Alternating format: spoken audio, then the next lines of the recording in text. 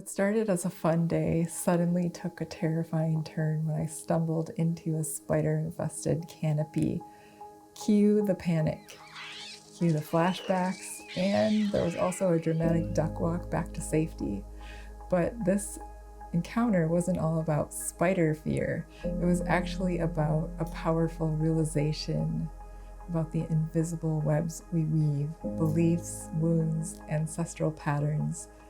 They can shape our lives. So the question is, can we unravel them? Can we reweave them? Join me as I explore the wisdom of Grandmother Spider and the hidden connections between fear, energy, and transformation. Welcome, beautiful ones. This is Joy Dialogues. I'm Marlo Mackenzie. This series is called 42 Days of Joy, and this is a storytelling series. It's here to inspire you and power you up. This episode is all about the spider and the spider's gift and its message to me that I'm sharing here with you today. My partner Michael and I lived in Sydney, Australia, and we decided to take the ferry to Manly, which is in North Sydney, and we'd have a day there going to lunch, shopping, and taking a coastal walk. And we were walking along the trail of the coastal walk, and Michael got a little bit ahead of me and he waved me over like, come on. I knew he was up to some mischief, so I go over to him and I'm just kind of curious about what his look is about. And he pulls me into this hug, and then he casually looks up and he goes, oh, interesting, look at that. So we're surrounded by trees, and I think I'm going to be looking up into this really beautiful vision of trees looking all lovely in the Australian sun. You know those nice tree alleyways that you see in photographs? We had kind of entered one of those, and it was very beautiful and artistic. I thought maybe he was being romantic, although he did have this look on his face. So I look up and I look into the canopy, and what I see is the entire alley of trees is coated with spiders. It was covered by this white net and crawling with spiders all the way. And this was a very long canopy. Normally, I'm not super afraid of spiders. I think I have a medium level of spider fear on the spider meter. From low to high, it's kind of somewhere in the middle. For example, I'll take daddy long legs out of my apartment on my hand. I think daddy long legs are cute and adorable. And other spiders, if they're small, I will, or any spiders really, I'll just put into a jar or a cup and I'll take them out. And there's a little bit of fear if they're the big hairy ones, but mostly I'm fine. So I don't know why I exactly reacted as I did, but I basically lost it. I was terrified, and I started having flashbacks of spiders I had encountered in Michigan, where I grew up. Spiders in Michigan can be very big and they bite. I was bit so often in Michigan, mostly in northern Michigan, when we would stay there. And so I started having these childhood flashbacks of being bit by spiders. And then the flashbacks grew into something even bigger. I was suddenly in the movie with Sigourney Weaver, an Alien, if you saw it. There are aliens that are quite terrifying in there called xenomorphs. And I suddenly thought that the spiders were xenomorphs, and there was a mother spider, and she was going to find me and pull me up and weave me into this web, and I was going to be sitting there for who knows how long until they were hungry, and or what if, you know, like all these little spiders come together and they swarm, and they just swarm and cover me like I've seen in some other like B movies. Oh my goodness, please don't let them swarm. Please don't let them swarm. So I was kind of freaking out. So I'm going through this panic meltdown inside of my mind. And I felt like I was going to pass out. Really, that was my first reaction. Michael had anticipated that, and he had stayed just long enough to kind of stabilize me. So I was stable. And then what does he do? He runs. He ran to the edge of the canopy all the better to observe me. He pulls out the camera and he's taking photos. I wish I could find those photos. I don't know what happened to them. And me, for my part, I'm still inside of this internal panic inside of me. And part of me is thinking that perhaps I should just fall over onto the pavement and curl up in a ball into the fetal position and just wait until an ambulance or a medical team comes and removes me.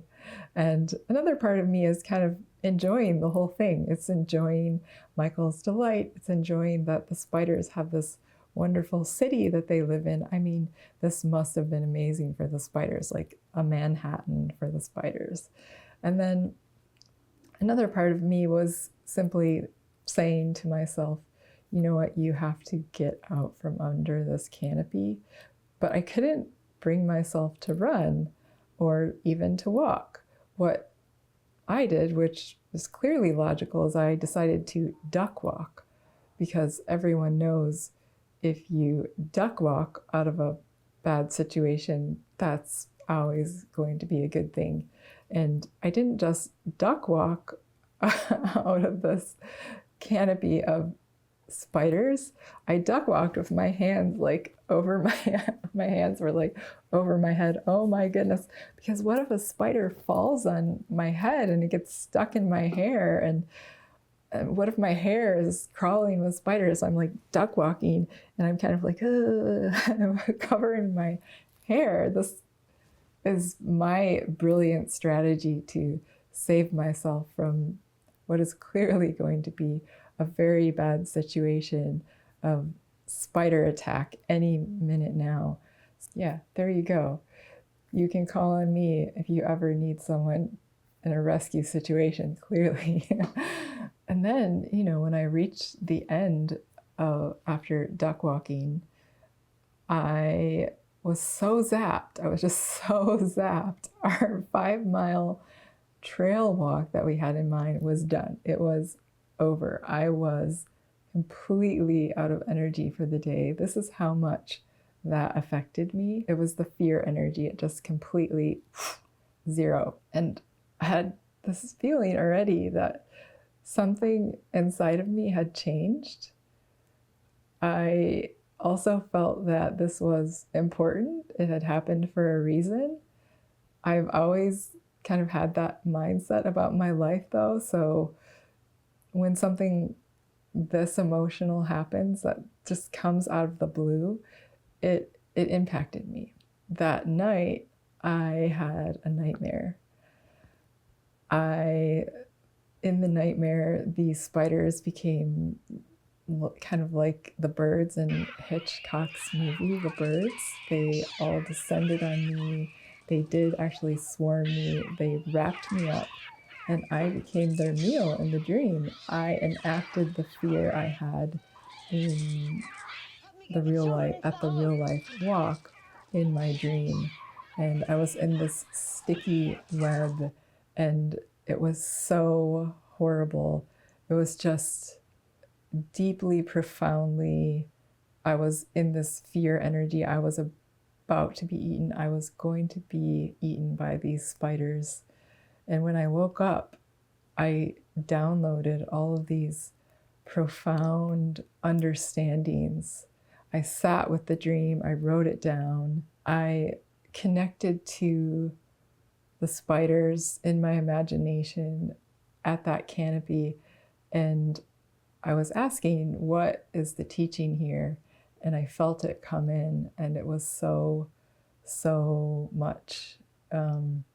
You know how that is. You just download all of this information in the flash of a second, and you're altered kind of forever. Your whole reality is rewritten. And I felt the necessity to speak with fear, to address fear, and that if you take things out on a meta level, what had come to me was that when we're created, we are, you could say metaphorically, spun into these beautiful webs or templates. You could compare it to a video game or a work of art. And we have this template, but then we take on the wounds and the gifts of our ancestors. And so this is wrapped around us. It's wrapped around the original template. And as we go through life, we're taught things. Beliefs are kind of things that we are taught. They're wrapped around us. And so we have more layers, and the beliefs continue to compound. An example of that is, let's say that you are a young teenager and your family says you are not good enough, you are not attractive enough, or whatever it is. And that's like a web that surrounds you and encases you in that. Well, let's say that you're older now, you're maybe 25 and you've been dating and you're having, you've had a really rough time with relationships, and you begin to believe that there isn't a relationship for you, that it's completely messed up. It's not going to happen for you. So that's like a web that is created. And as you go on in life, there's a certain hardening that you could say happens. There are even more webs that come in. I can't do this because I'm too old. Young people learn well, old people don't learn well. And, I'm going to start losing my health at a certain age. I have to really watch out. We're going to die at 77 or so. So these webs all begin to wrap around us and encase us, and we aren't even aware of them. But here's the thing about the spider, and I'd like to bring in a little bit of mythological context because that went on to help me. I looked up myths around spiders, and a quote that I read online is, in the Vedic philosophy of India, the spider is depicted as hiding the ultimate reality with the veils of illusion.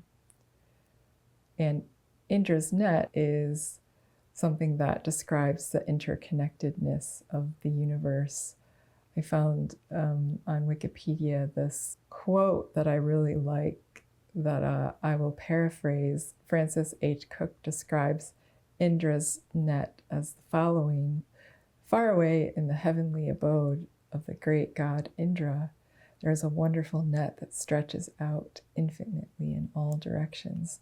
There is a single glittering jewel in each eye of the net, and since the net itself is infinite in dimension, the jewels are infinite in number. There hang the jewels glittering like stars in the first magnitude, a wonderful sight to behold. If we now arbitrarily select one of these jewels for inspection and look closely at it, we will discover that in its polished surface there are reflected all the other jewels in the net, infinite in number. Not only that, but each of the jewels reflected in this one jewel is also reflecting all the other jewels, so that there is an infinite reflecting process occurring. In other parts of the world, in Egyptian mythology, for example, the goddess Neith is associated with spiders and is depicted as a weaver and spinner of destiny. And in Hopi myths, the spider grandmother helped to create life and molded humans from clay and sang the world into being. And so there is this deep, rich history of spiders as teachers.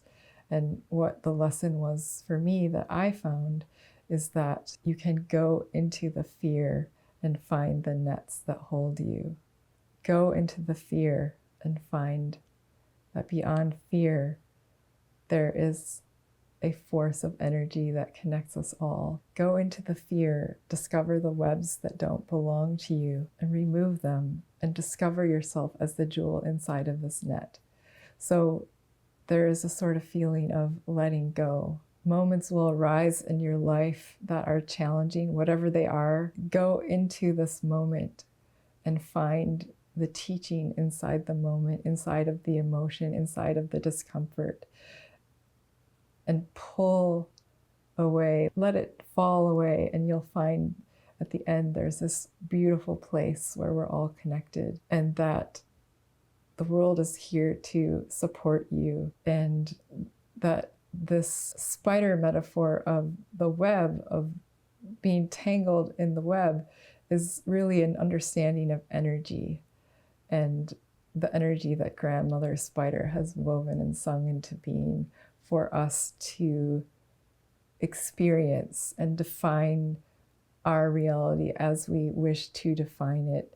I tend to look at it as a growth engine, a place where I can learn, a place where I can love and play. And I remember some very specific moments in my life where I found these webs. They just came up in my life. I had a moment where I had felt like I had stepped away from my ancestral line. Something had healed. I had pushed through something. There was a relationship that I felt that was closure on the relationship. A web had fallen away. Another time I found that thoughts that I'd had about my body that were not kind at all were actually my mother's thoughts. I had been wrapped inside of the webs that had been left to me through birth. And so if something rises up and throws you off and is uncomfortable or painful, go into the heart of it, sit with it, find where grandmother lives, and find the jewel that you are. We are never alone. And the understanding was that the fear of those spiders that I had, it wasn't really about spiders necessarily. It was about the teaching of going into fear. And what if the webs that are woven around us, what if they aren't really a trap? What if they're just an opportunity to learn and to find our true connection? And so the next time you feel wrapped in some sort of pain, or whether it's fear of failure, fear of change, or fear of not being good enough, I encourage you to pause and see the web and pull the webs off gently, intentionally, because beneath it there is freedom, there is possibility, there is you, the jewel, the dewdrop, the jewel on this large, beautiful net. Grandmother spider is there too, reminding us that we're never alone. And it's truly a beautiful, beautiful thing to be alive on this planet. All right, well, that's it for today. If you resonated with this, please let me know in the comments. What are the webs you're working on weaving or unweaving? And if you enjoyed this, please don't forget to like and subscribe and share. I'll see you next time.